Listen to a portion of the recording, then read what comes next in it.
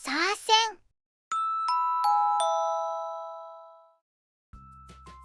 こんにちは、よすけです。競合ひしめくルール無用 JCJC。最強の空力を目指して全力ボディのミニ四駆を開発。性能を確認するために風洞を自作することにしたよ。完成した風洞で全力ミニレイクのダウンフォースを確認。圧倒的にダウンフォースが足りないことが分かったので、シンプレシムさんの協力もあり、CFD で空力性能を改善。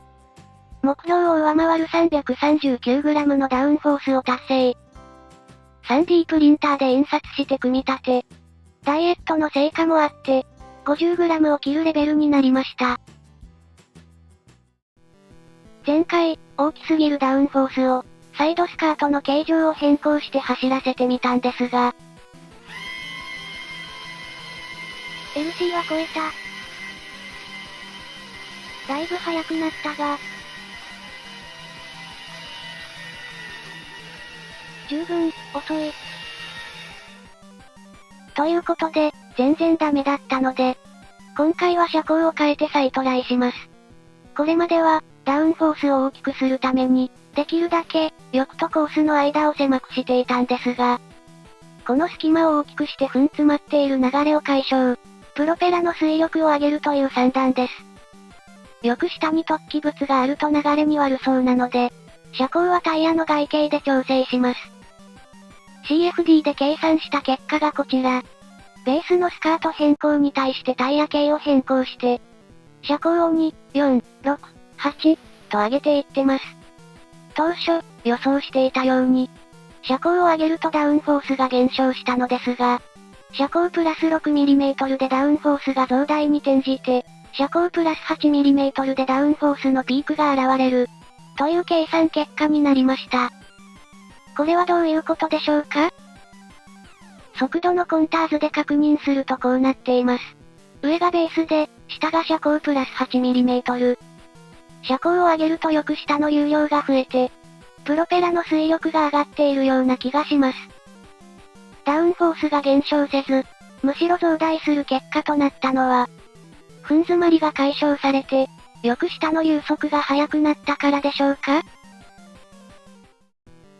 よく下の流線はこうなっていて、明らかに流量が増えているようです。これなら推力とダウンフォースの両立が、できるような気がしてきました。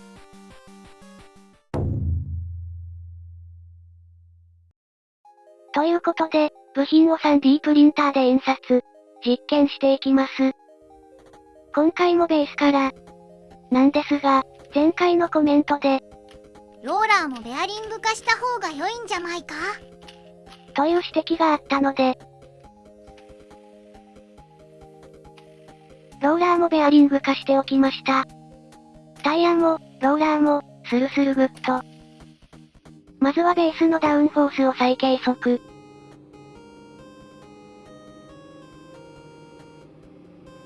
プロペラを回さない状態で、フロントが 2.4g、リアが 4.5g。電池が新品の状態。瞬間的に 40g を超えるダウンフォースが出ていますが、安定したところで見ると、フロントが 33.4g、リアが 39.0g、といったところでしょうか。ということで実装。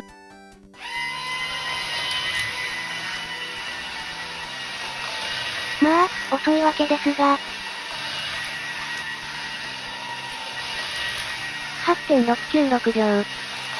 前回、ローラーにベアリングなしのタイムが、10.6 秒ぐらいだったので、ベアリング搭載により2秒ぐらい速くなりました。やはりベアリングは偉大なようです。次はタイヤで車高をプラス 4mm としたマシン。タイヤの存在感がパないです。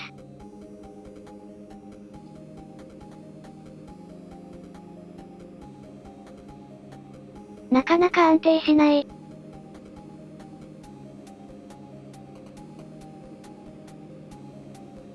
フロントが 3.3g、リアが 5.0g。ベースよりダウンフォースが大きくなってしまった。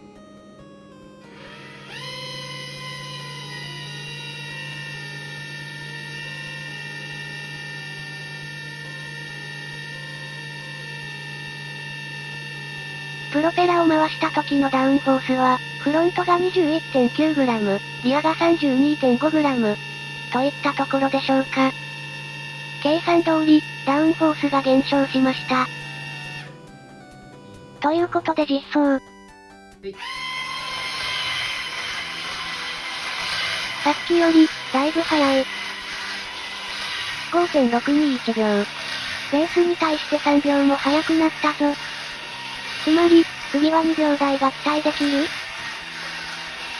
ということで、タイヤで車高をプラス 8mm としたマシン。計算ではダウンフォースと推力のバランスが良さげな水準です。あ、しまったな。フロントが 2.8g、リアが 4.2g。車高 4mm よりもダウンフォースが小さくなりました。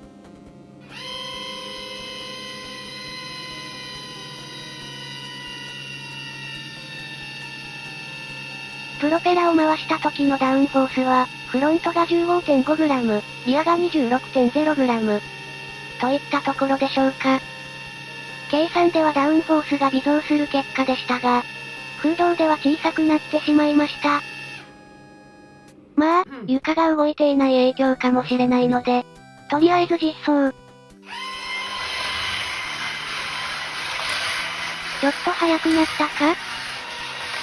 5.180 秒。さらに3秒は速くならなかった。車高の変更ではこの辺りが限界なのか？と、ここで悲しいお知らせが。引っかかってた。タイヤを大きくしすぎて、スロープの内側に擦っていたようです。致命的な引っかかりではないけど、少なくともタイムをロスしていたはず。修正するには、翼の幅を狭くしなくてはならないらしい。再設計と 3D プリンターで印刷が必要。つまり、今回はここまでだ。父として結果が出なくて、さあせん。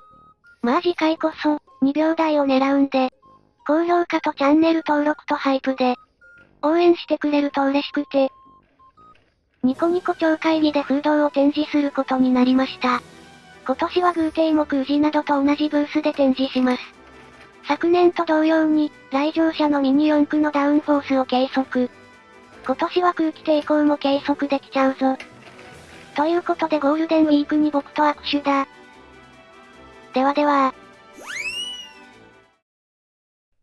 最後まで見てくれてありがとう。